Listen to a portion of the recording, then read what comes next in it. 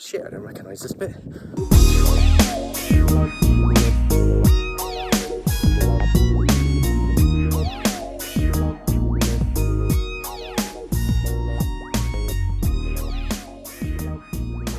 Okay, so I'm back at Highbridge Motorhomes. Got David from Leisure Heats come up from Plymouth.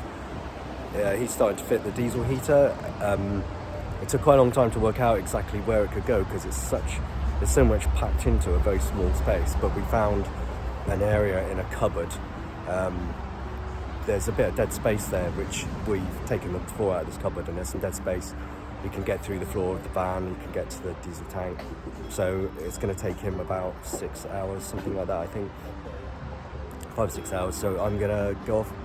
People at Highbridge are really, really helpful, and they've given me an idea of how to get, or show me how to get from here up onto Dartmoor. So I'm going to basically do a tour of cafes, I think. It's a little bit shit. And I'm planning to get to Widdicombe. And when I get to Widdicombe, I might walk up onto Hamel Down and then run back down again. I'll see how I feel at that point, because I just don't want to run myself into the ground. But we're going to start by just cycling up towards Haytor anyway, and that's going to be about 6 miles, something like that, I think, and pretty much all up. But anyway, let's see how it goes. Yeah, so I've done the worst of the climbing now. I think I'm about half a mile from Haytor Vale, maybe a little bit less, and then I pop out onto the road, the kind of B road by the visitor centre, and then I'll probably just check that the cafe is open in Widdicombe, because if it's not, I don't particularly want to go down that hill today because I feel quite rough. But I particularly don't want to come straight up the really steep hill from there. There is a kind of a lane you can go up, which is probably the grading's probably a little bit less. I've never cycled up that before, so I might do that.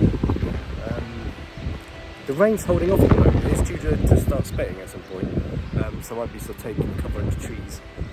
But I've been going for just over 45 minutes, and I'm looking for a coffee stop. Yeah, I've just reached the main B road that goes over Dartmoor through kind of Haytor and Widdicombe at the top of the hill, and it started raining literally about 3 minutes after I said it wasn't raining yet. I'm just at this point by the cattle grid where we enter onto the moor.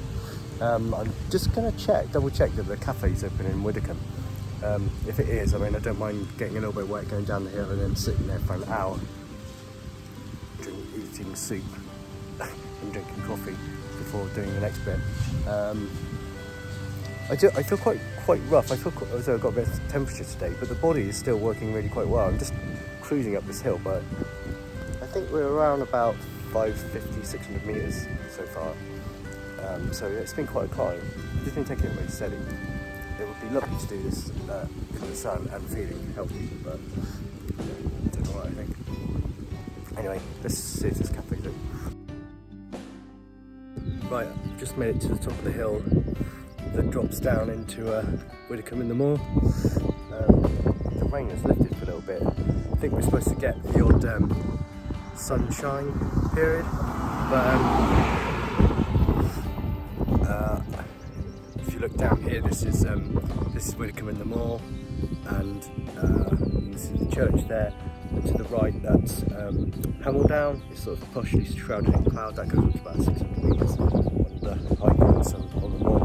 And this is where I used to come every Sunday, or 3 Sundays a month for my UTMB OCC training, which is I do a 6-mile loop up at this top end of the moor, up around Haytor, still very hilly, and then drop down to Widdicombe, go up onto Hamel Down off the far end, off the kind of northern end, and down to a farm, and then there's like a 1-4 little road, which just moves into the road, sort of tarmac lane that takes you back up onto the moor, onto the back towards Grimspan, and back down the other way, back up this hill, and then off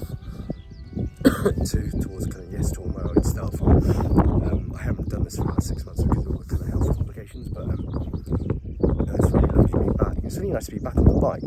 So I'm going to go down to the cafe and see if I can get some nice soup and a coffee or something. And then the plan originally was to kind of hike up with my poles up to the top of Hamel Down and then possibly run back down, but I'll see how I feel afterwards.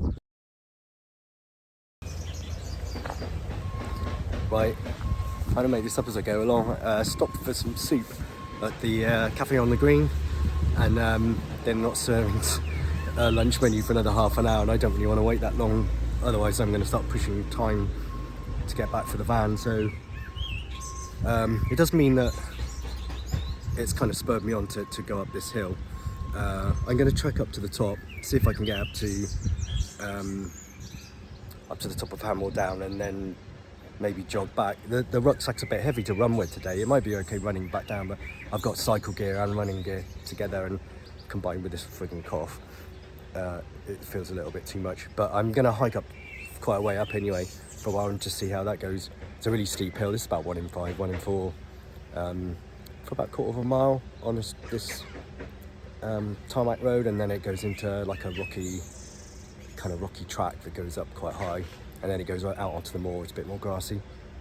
It's probably in cloud at the moment up there, but yeah, my heart rate monitor's packed up as well, which is really annoying. So I've just had to go onto the optical wrist one, which is quite inaccurate, but it'll give me something. Yeah, okay. I just tried jogging with this rucksack on, and it's about twice the weight of a UTMB obligatory kit bag, plus a bit more probably, but whatever. Okay, let's get going.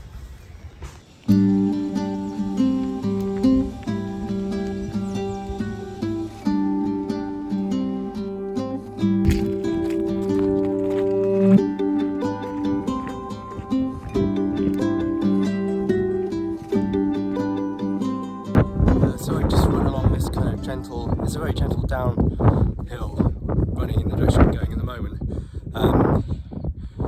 leading up to where it steepens up again onto the higher part of the moor, up to Hamel Down, and we're just going up into the cloud here, and you can see there's a bit of a col here coming straight up from Widdicombe, and you can see where we meet the cloud layer level, and it's kind of blowing across the col, and so we're going up into kind of very poor visibility, but I'm very familiar with this. I've done this probably a couple of 100 times now, quite often really bad weather through the winter, so I'm very I'm absolutely confident that I can find my way up and back down again without any issues.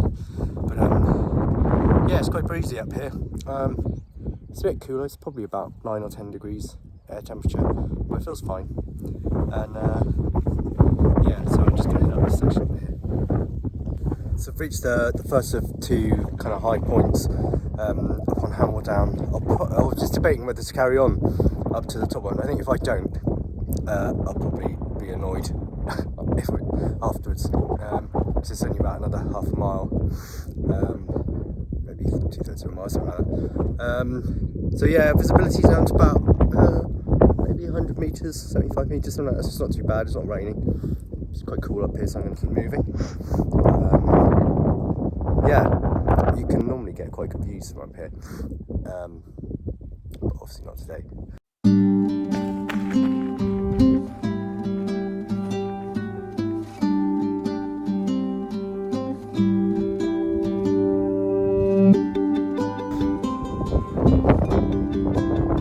So we've made it to Broadborough. It's like the highest point of Hamel Down. As you can see, the view is fantastic up here. But it's fine. Yeah, it took me 52 minutes. Quite pleased with how it's gone today, considering how shy I felt earlier on. So it felt great, but yeah, I'm not normally one for training through a virus, because years ago one of my friends who was about the age I am now was training quite hard for a triathlon, and he trained through a virus, and his heart rate got stuck at about 120 beats a minute. He ended up having to have his heart stopped and restart again. Apparently it's a fairly common issue. So I'm going to head back down again now, and hopefully my bike is locked to a big piece of sort of metal, like crush barrier, like a motorway crush barrier outside the cafe. So hopefully it'll still be there, and hopefully if someone's trying to steal it, it'll be quite obvious. this you know, with a 16-foot piece of motorway crash barrier attached to it. But you never know. But yeah, hopefully it's there. And from there, I'm just going to cycle back up that hill to Haytor and just smash it down the other side to Newton Abbot, and then back to pick my van. I haven't had a call yet, but I'm expecting a call for another about 1:30 no, 12. Yeah, I'm expecting to hear something within about half an hour to an hour's time, but I need to start heading back in that direction because it's still going to take me about an hour and a half, 2 hours to get back. Right, let's get moving, it's quite cold.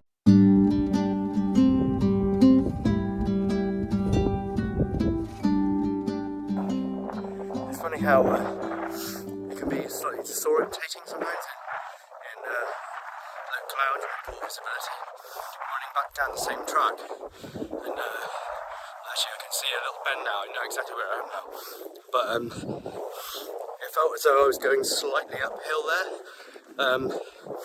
which this track is pretty much uphill all the way up to the top of the hill and down, and it can just throw you occasionally when you're just relaxing, jogging down, having a really lovely day, and then suddenly think, shit, I don't recognise this bit.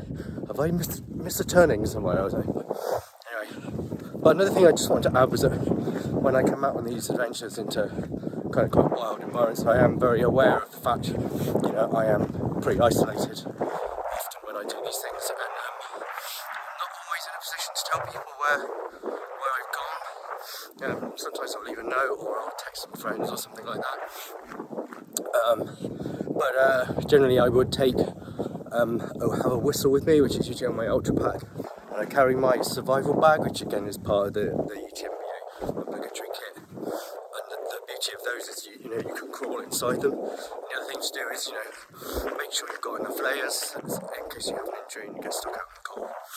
And always make sure you've got plenty of calories, you know, whether that's you know, solid food or whether it's extra gels, tailwind. You know, just make sure you've got calories to keep if you get stuck out. Just take a lot of precautions and be really careful. You shouldn't get into that position, but you never know. So, safe. Today's adventure is brought to you courtesy of porridge, tea, oat latte, banana and chocolate cake, and tailwind.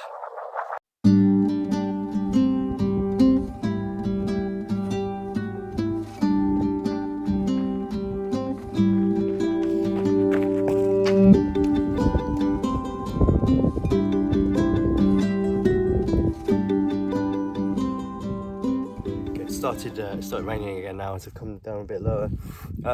There's a nice wall here that's giving me a little bit of protection against the wind, and I've got about another 10-15 minutes of descent down into Widdicombe to get my bike and then carry on up the hill.